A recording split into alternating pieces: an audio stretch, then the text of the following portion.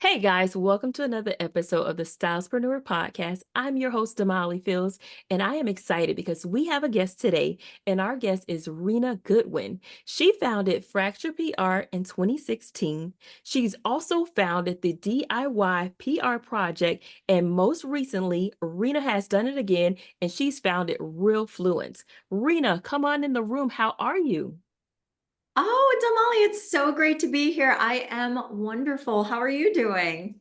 You know what? It's a cloudy, rainy day here in Chicago, so I'm inside. Okay, I'm keeping dry. It's starting to get slightly cool, but otherwise, I'm doing really well. I can relate. I'm in Cincinnati, so not too far from you, Oh, and also a dark, cloudy, rainy day as well. right. So we're staying inside and we get to chit chat, so that's even better, right? I love it. Time well spent together. That's true. So, Rena, let's get into it. You sound busy, girlfriend. You are founding businesses. So give us a little background story into like your journey into PR, how you got started, and how it's led you to your most recent business. Yes, we are very busy these Hmm. days, but all good stuff, of course, as well. So I joke from time to time that I'm not really good at much else other than PR. So I keep myself very occupied, but for the greater good, right? This Okay. is my passion, and it's something that I've been doing for almost my entire career. So I actually got started kind of taking us way back, but I promise I'll make it brief. Set Okay. up to actually be a journalist. And so Okay. that's what I went to college for. And really, my goal was to be a music journalist. And Mm, after college, I got a dream job in New York mm, City at Columbia Records, and not in journalism per se, but working in the marketing department there. And I had the opportunity to serve some artists there, like the Jonas Brothers, Beyonce, wow. Celine Dion. Like it was, oh my God, like total Right. dream come true. And that was when I first really I knew what PR was because Hmm. I went to journalism school, obviously. But this was like my first experience working with real life, New York Right. City publicists. As a Midwest girl heading to New York, I got to accompany some of my artists on interview opportunities to, like Billboard magazine, among many others. And Hmm. I thought it was a really solid marriage between journalism and marketing by working Mm. in public relations. And so, unfortunately, my time at Columbia was not as long as I had hoped. Okay. Um, as a millennial, this was during the Great Recession, and ultimately I was laid off with Okay. most of my colleagues, and found myself back in Ohio, this time working at the Rock and Roll Hall of Fame. And that Nice. was my first like fully committed position in the field of public relations. And fast forward, that's been over a decade that I started there, and I began Factor PR in 2016 as kind of a side Okay. hustle, and made it my full-time job in 2018. So Factor is an award-winning boutique PR and marketing studio for beauty and wellness brands. And Okay. so we work with experts, so entrepreneurs, business owners in the beauty and wellness field. And then we also work with brands as well. Okay. So beauty brands, wellness brands that you can essentially go to the store and purchase their products. Okay.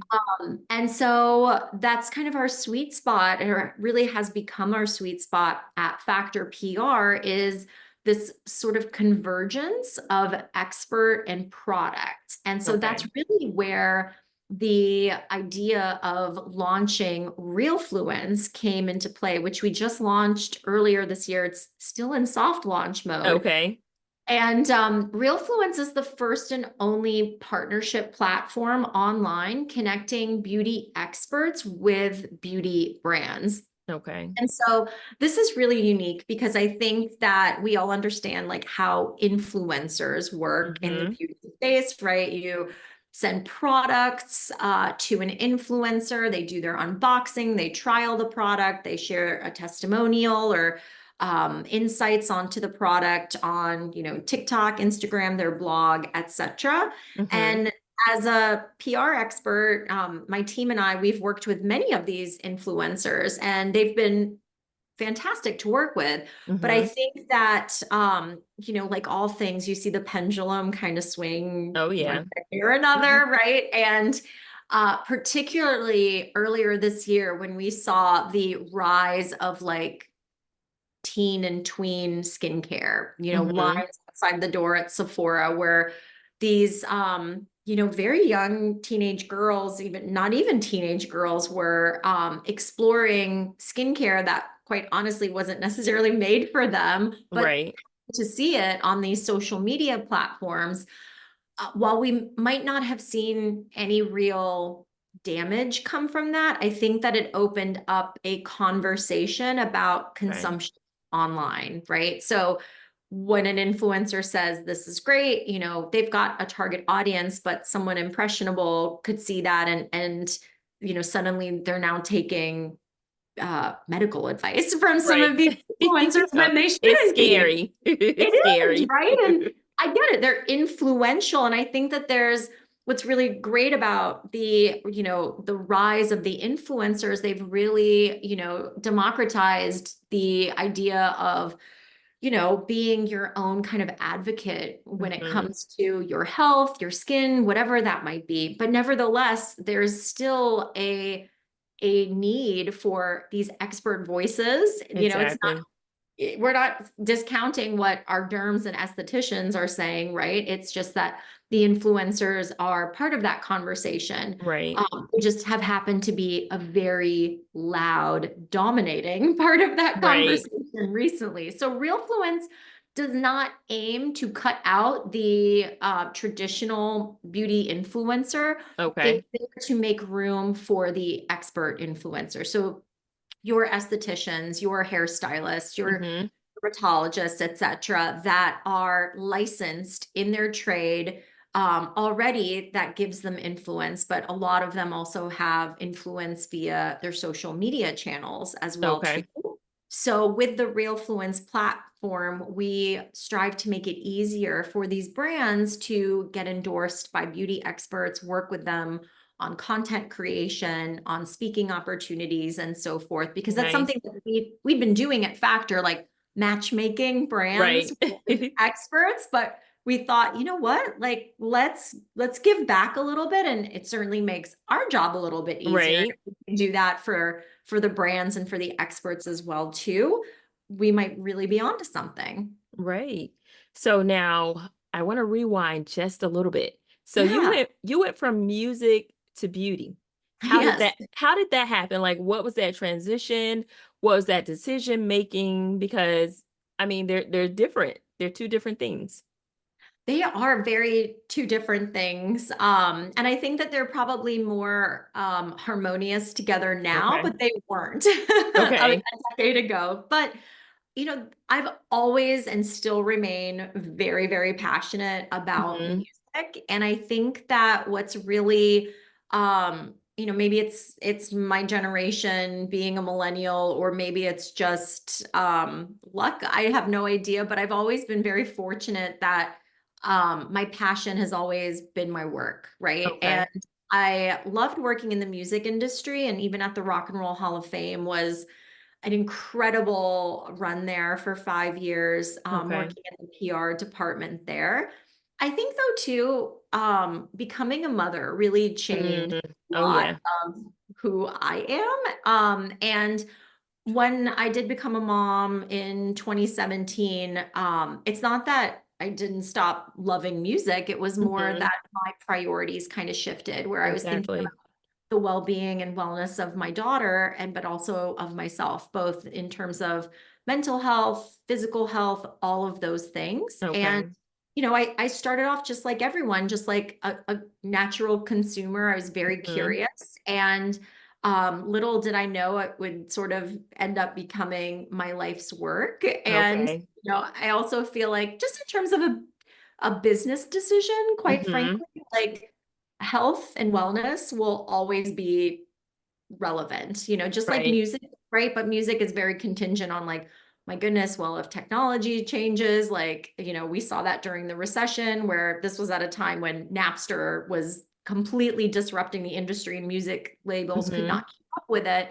Health and wellness tends to be a little bit more of a steadier industry, in my Mm-hmm. opinion. And it really feels like, again, I'm in my PR lane, but I'm helping to kind of steward this communication around the importance of taking care of your health, whether that's, aesthetically speaking or internally speaking. And for me, it was just like a very easy, natural shift to Right. make. Okay, awesome. I love that.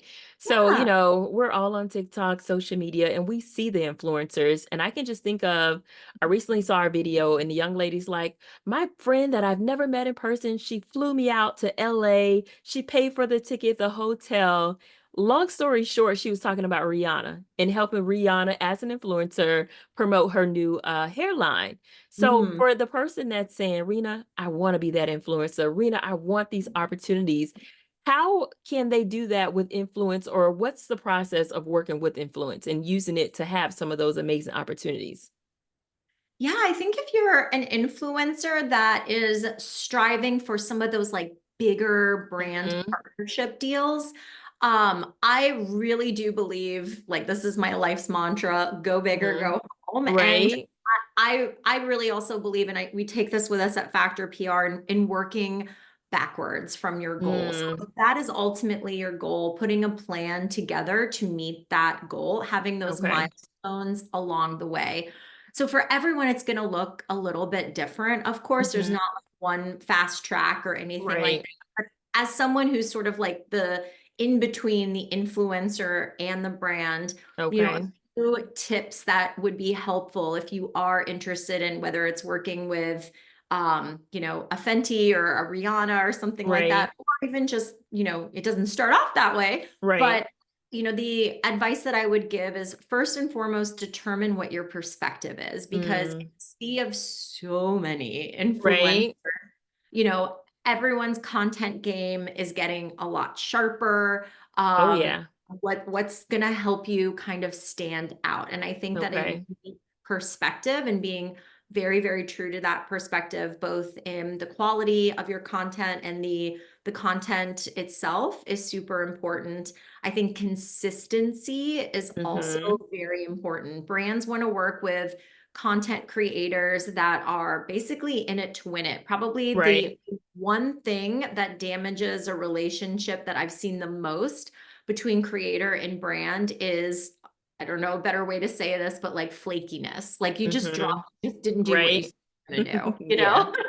And that can be really tough because, brands, they are, they're not getting a lot more lenient on budget. And so Okay. they're being a little Yeah. bit more discerning with who they're going to work with. And so little things, honestly, like that, Damali, as far as like Mhm. being consistent and being Okay. on time. And if you are going to miss a content deadline or something like that, just being forthcoming about that is really, really important. Okay. That will not only satisfy a brand, but also that's an opportunity to open the door for longer term partnerships. So that's becoming more of the goal, especially in the beauty industry and the wellness industry, where, like, when we're working with an influencer, we don't want to work with them on like a transactional one-off opportunity. We want them Mhm. to work with us ongoingly, because that is typically like a more realistic example of how you want your customers to behave with your Right. brands. Like, you want those beauty product bottles empty, right? You Right. want Exactly.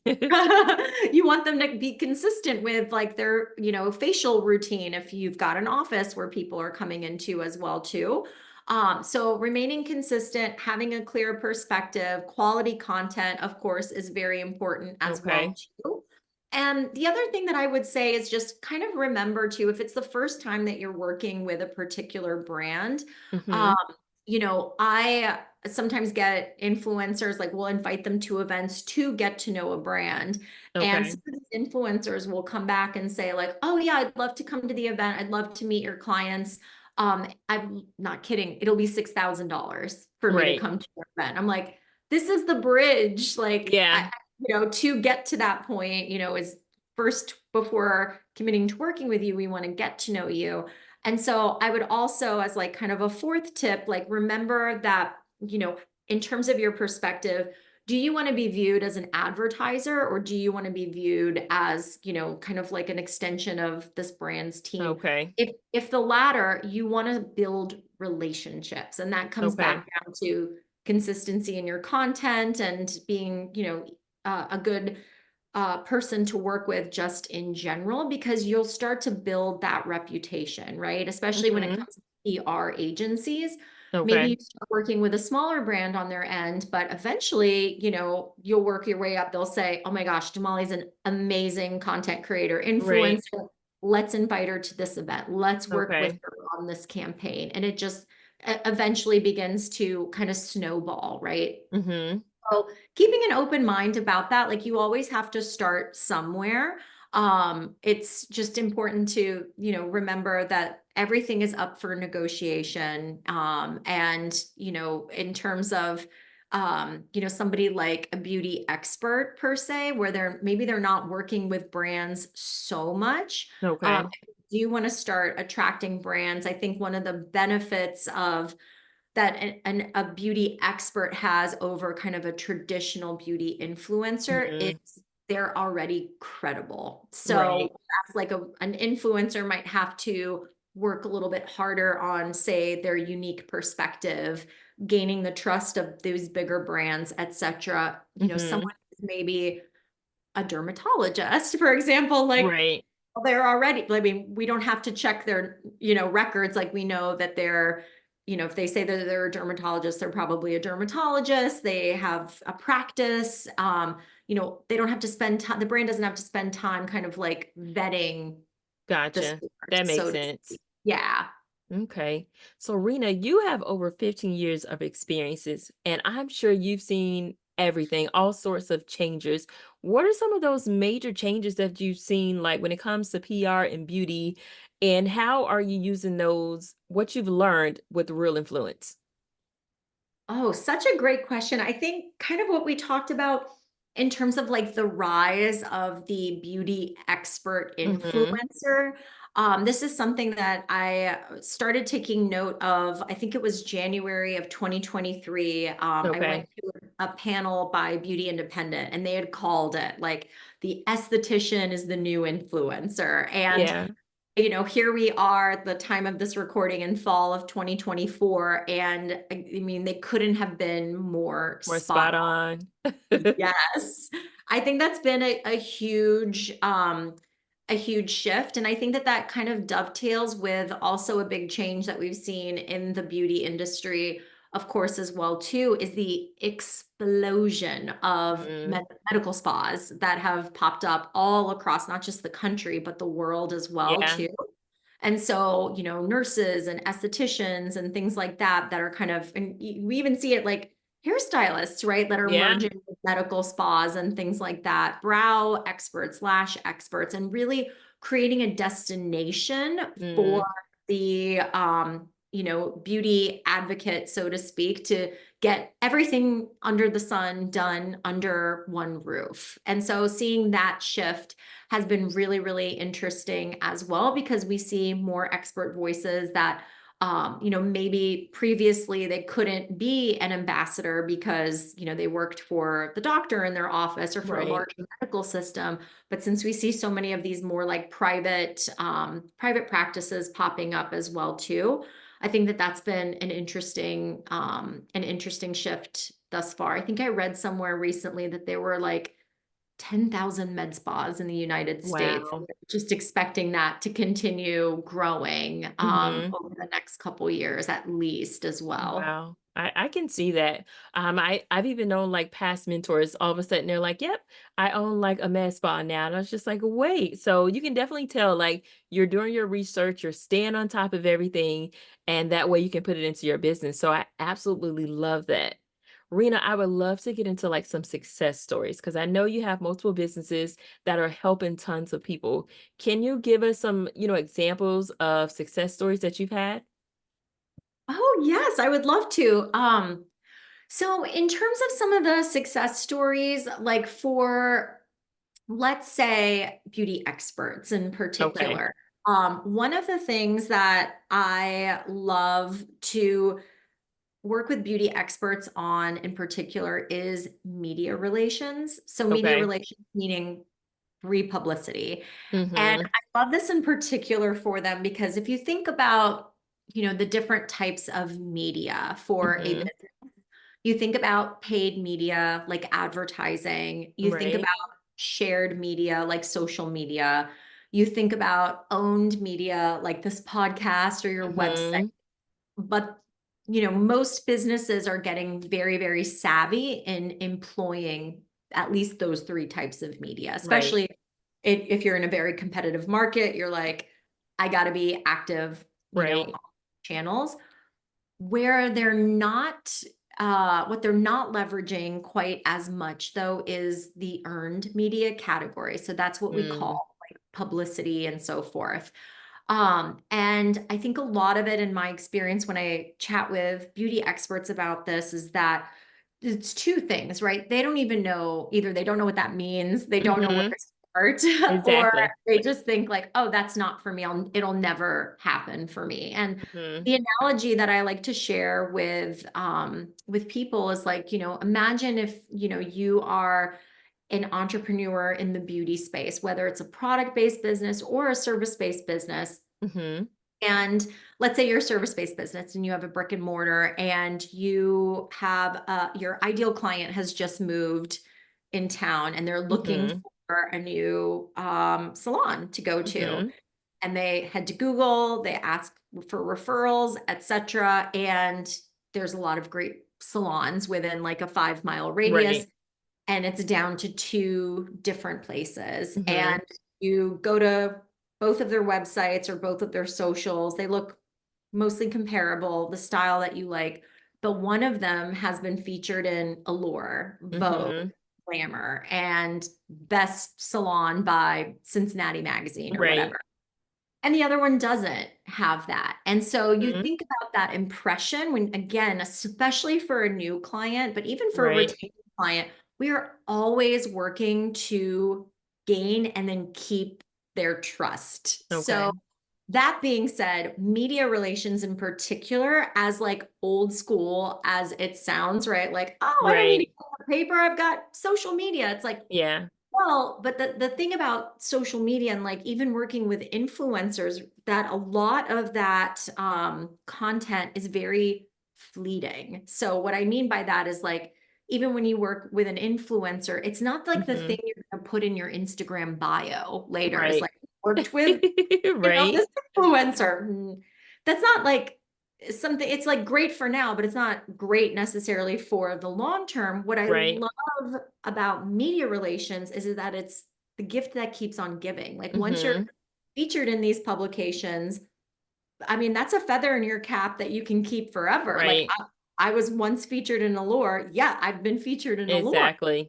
And that can be such a tiebreaker and not to mention game changer for a lot of beauty brands, but they just don't, seek it out because Mhm. they, again, either don't know that that's an option or don't Exactly. feel like that that's achievable. So, and going back to your question about success stories, so for two different places, at Factor PR, we work with clients either one-on-one as Okay. part of our agency, and then I also work with clients kind of one to a group with the DIY PR project.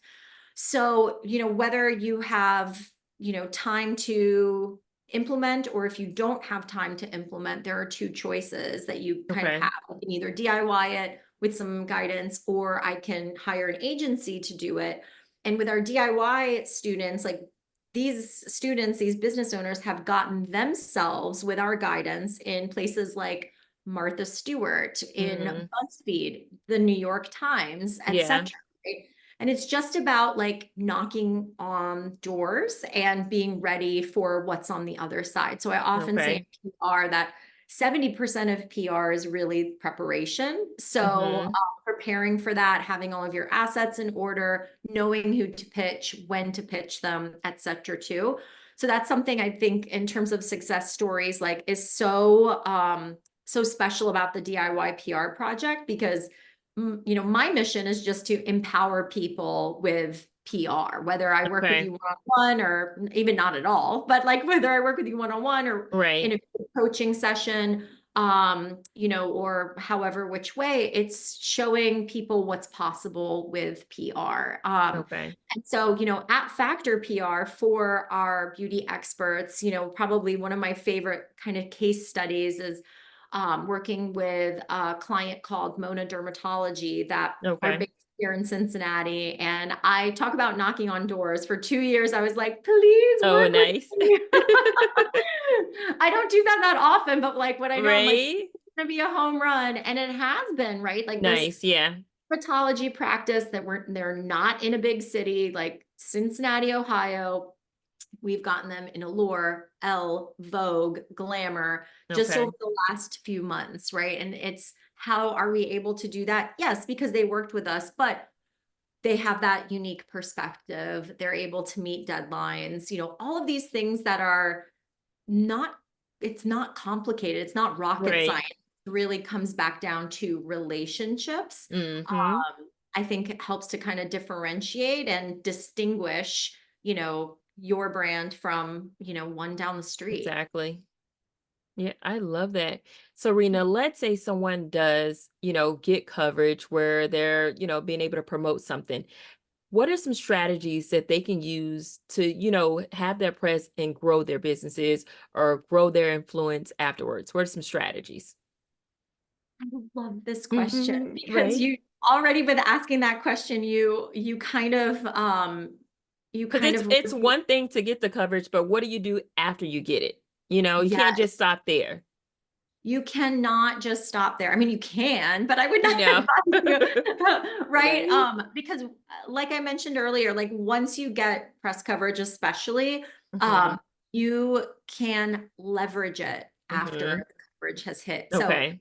we know how the news works. Like 1 minute, you know, your phone's blowing up with something breaking news. A week or two later, it's like It's gone, something new. Yeah. something new, right?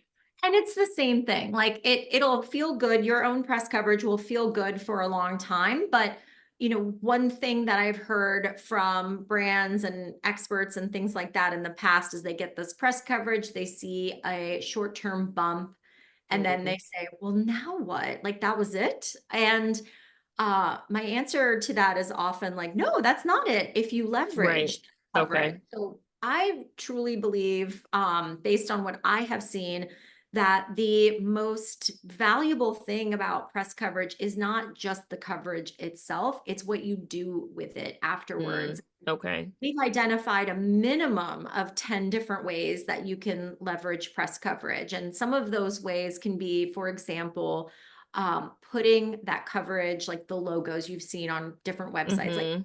and putting that on the homepage. That's easily recognizable. It's like a way of borrowing the trust and credibility from another outlet. So again, if that ideal client has never heard of, say, your hair salon. Mhm. They've never heard of you. They go to your website, but oh, I sure as heck have heard of Vogue. You know, Right, like exactly. oh yes, I suddenly have an in with that client because I'm Okay. borrowing that credibility from Vogue to kind of increase that like, know, and trust factor with that client. So putting it on your homepage, similarly putting it on your social channels, like featured in, and then Okay. in the various outlets that really quickly helps distinguish yourself from potential competitors and things like Okay. that. SEO is huge in Mhm. online media. So expanding on that coverage, say on your blog. So Okay. we do this all the time for our clients where it's very rare that a journalist is ever going to use the entire interview if you do the entire interview with them. Exactly. So you can expand on it and use those keywords. And it's a great indication if somebody's writing an article about a Mhm. topic. Journalists are very driven by SEO. So if Okay. it's important to them, chances are it's going to help drive traffic to your website as well too. So having those backlinks on your site, expanding Mhm. on the article in your own words can also be a way to leverage press coverage. If you have a brick and mortar, Mhm. uh, shop, boutique, whatever that looks like, spa, if you have like a rotating screen in your office, Okay. you can display the coverage in there. That's less about attracting clients or customers, Mhm. but more about, again, they've Informing them. informing them, yes, Okay. and just like reinforcing that trust factor with them as well too. If you're hiring right now or you will be in the future, we've literally had clients at trade shows and things like that, and people were coming up to their booth and saying like, "I saw you in this article, like, are you right?" Right? When you think about how press coverage in particular can impact your bottom line, my point Okay. is you might see that momentary lift from Mhm. the coverage itself, especially online, Okay. most especially with broadcast. If you can secure broadcast media, particularly television media, some of our clients have seen up to $250,000 in sales in 48 Nice. hours from Crazy. a GMA hit. It's crazy. Yeah. You're like, "Woo, you Right? just But it's paid for amazing. us for like several years."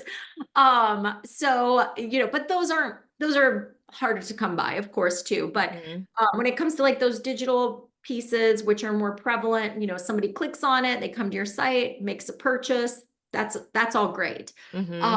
that is usually not for terribly long. Like we usually see activities from one piece of press coverage online for about 6 months, which is great, but it's not, it might be like 50 people coming and buying up front. Maybe it's like one or two 6 months later. Okay. Um, so thinking about those ways that you can leverage that press to drive revenue is what we call, again, how do you go from building trust to Mhm. converting it into a transaction? It's really by Okay. leveraging that press coverage and then influencing that transaction with your customer. Oh, I love it. So Yeah. now nothing in life is easy, right? There's always going to be some challenges. So I Mhm. know sometimes beauty expert would say, you know what? It's hard to connect with the brands. How is Real Mm. Influence able to help them with that challenge? Definitely. So with Realfluence, basically there's like two interfaces that people will see. So the beauty brands will see the list of beauty experts. Okay. So they'll see like maybe they want a dermatologist. They'll see who's a dermatologist, an esthetician, a hairstylist, makeup artist, cosmetic chemist, etc. So they are able to go directly to the expert and say, I saw you on Okay. Realfluence. There's already that understanding that if a brand is on Realfluence or an expert is on Realfluence, they want to collaborate. Okay. So having that openness first and foremost is key. So by signing up for Realfluence, you already come with that understanding that I am here to partner up because Okay. not like I shouldn't even say believe it or not. Like some, especially like doctors, a lot of them are like, Mhm. I'm good. I don't want to work with brands. Like Right? I'm busy with my patients. So if they're signing up for the platform, they are interested in working with brands. So again, the brands can contact the experts directly. And then furthermore, the brands are also invited if they have a particular campaign right now, they can submit a campaign brief. We call them actually in the platform a partnership proposal. So Okay. this would be something more specific. And that partnership proposal is shared directly with the experts that say, my brand wants to work with these types of experts for this amount of time. This is how much we're paying. And this is where you would apply. That sort Okay. of information is shared.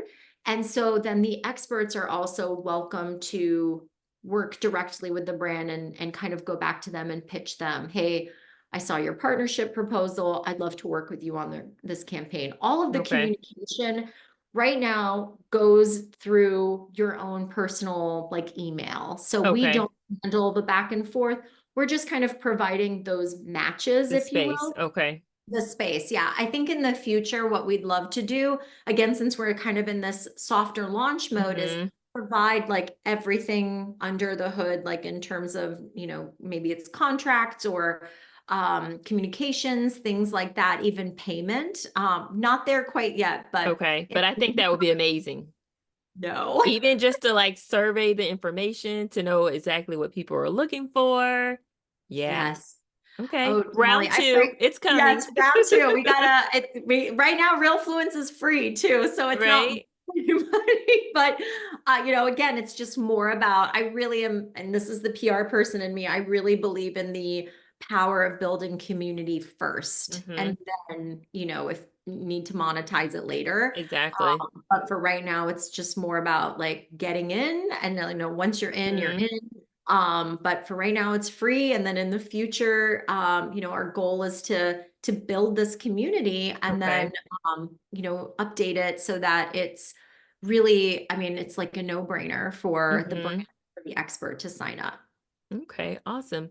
So for the newbies, because there's a lot of newbies, or even just someone willing to, do something different with their beauty careers, what advice would you give them if they're looking to make a name for themselves in the industry?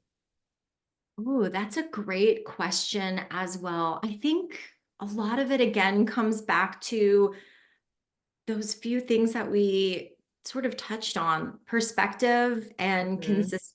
Again, I think one of the strongest ways to make a name for yourself is to give more than you ask, right? Because when Mm, you are kind of making a name for yourself, a lot of that comes down to relationship building. And a great way mm-hmm. to be able to do that, let's say like on your social channels, is to give before you ask, as we talked Mm-hmm. about. So that looks like giving free content, insights, Mm-hmm.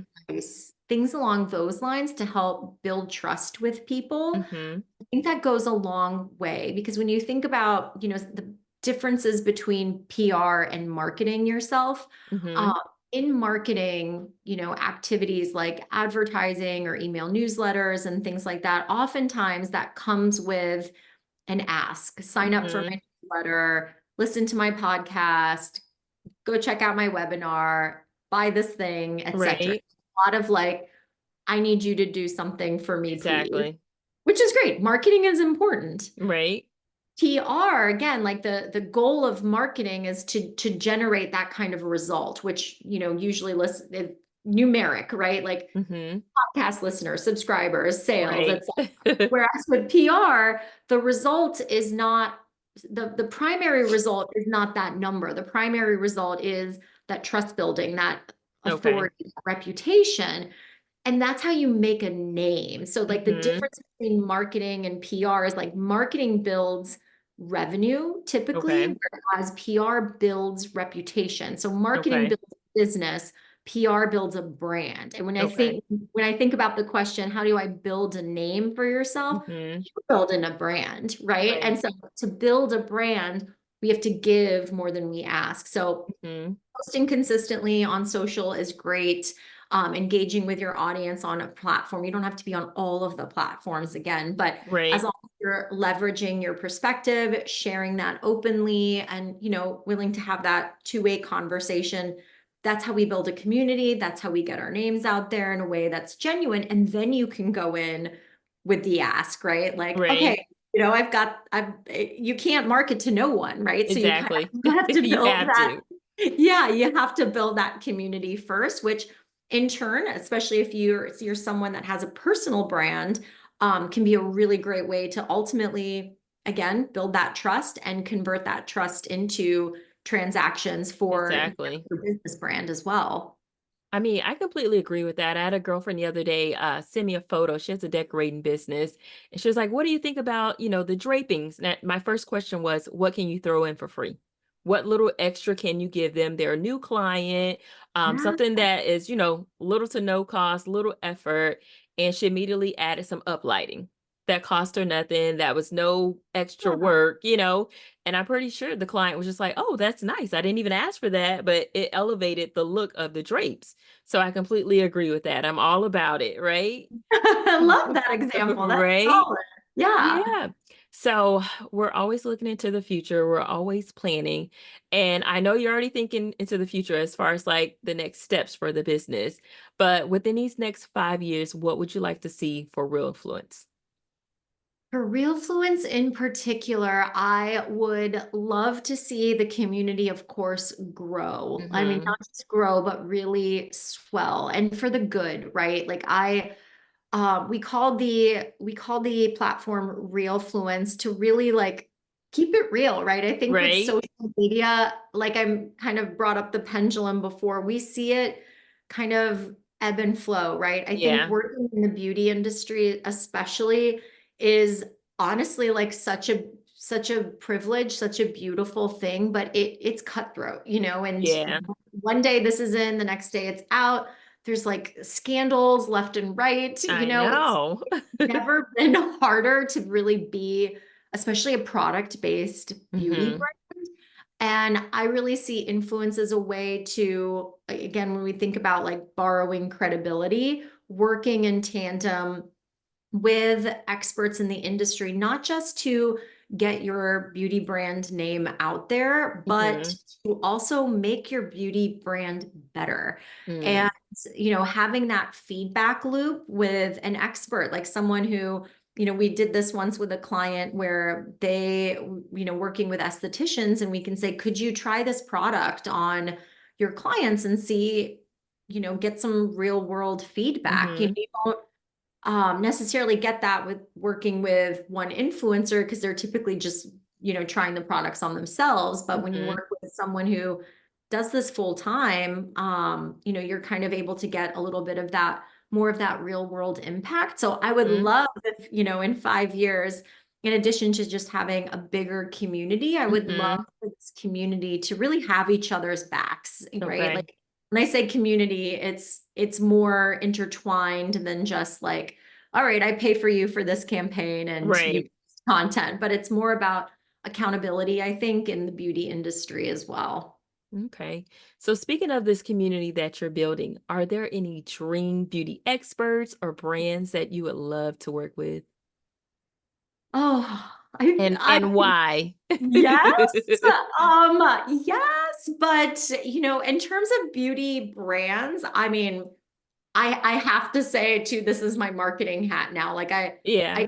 created Realfluence for the brands that are really more emerging right now Okay. that don't have that network yet. So in the future, I would love for, the larger beauty brands, all of those name brands to be part of it, just to see the value. And Okay. in addition to creating this community, we want to create that sense of ease with Mhm. people. Like you can absolutely go on social media and do your own research and find experts to work with, but we're just trying to make it a lot easier, save you time basically to than you starting from scratch.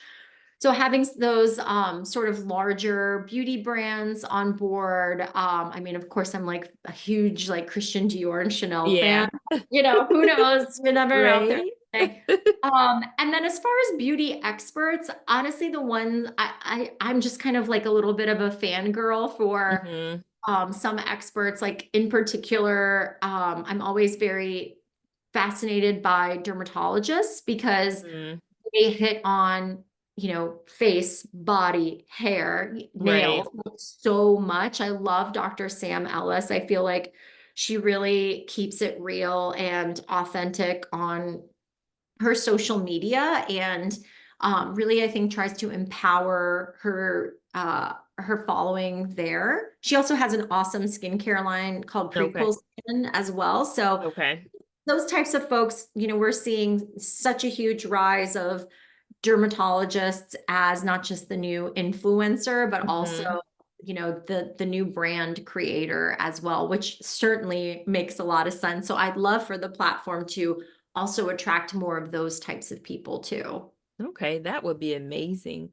So Oh, when it'll it be great. comes when it comes to being able to maximize these media opportunities that the beauty brands and the influencers are getting, what tips are there, like any final tips you can give them to maximize these opportunities?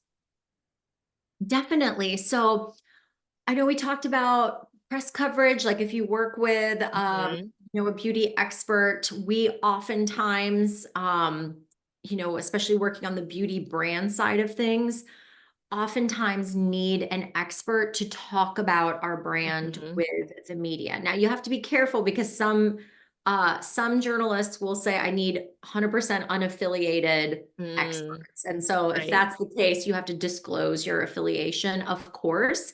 But that can be just a nice way of having someone else endorse your brand without having you endorse your brand. So something to keep in mind there as well too. And then again, I would also think about if you are especially like an emerging or startup brand, maybe your budget's a little bit smaller, for Okay. example.